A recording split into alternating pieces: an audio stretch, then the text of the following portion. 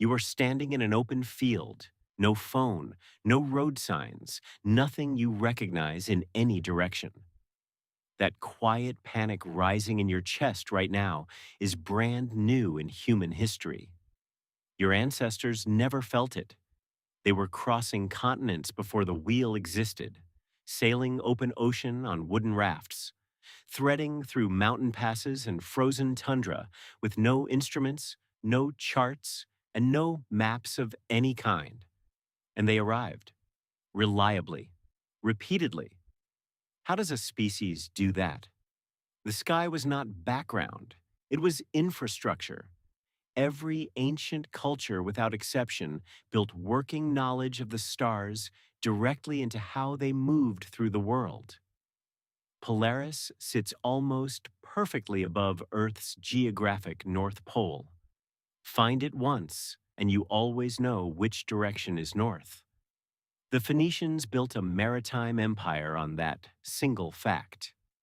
The Vikings called it the lodestar and crossed the North Atlantic by it centuries before any European touched a magnetic compass. But stars only appear at night.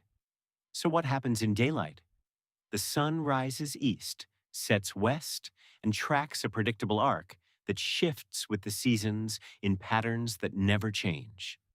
An experienced traveler who has watched the sky their entire life carries a compass in their head.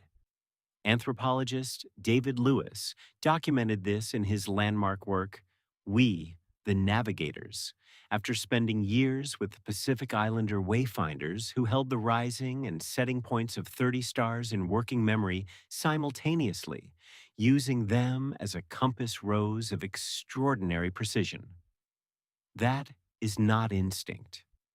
That is a trained system passed down across generations. And then there were the songs.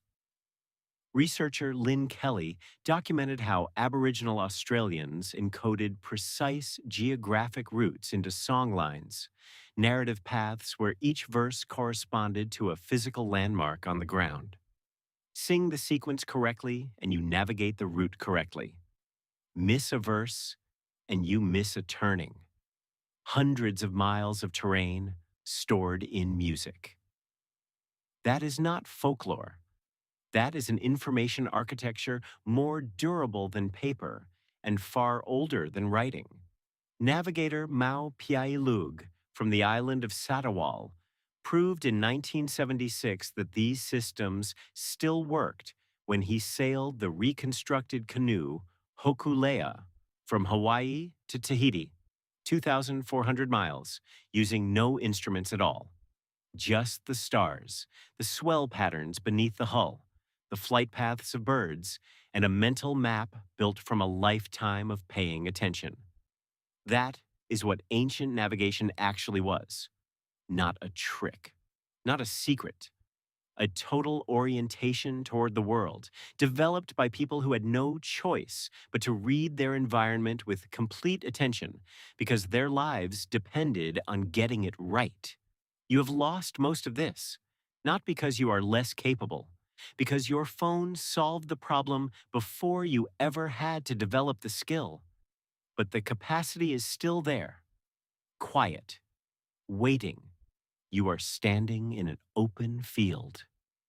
And somewhere beneath everything modern life has layered over it, something ancient is already reading the light, noting the wind, tracking the sun. You just forgot that you never actually needed a map.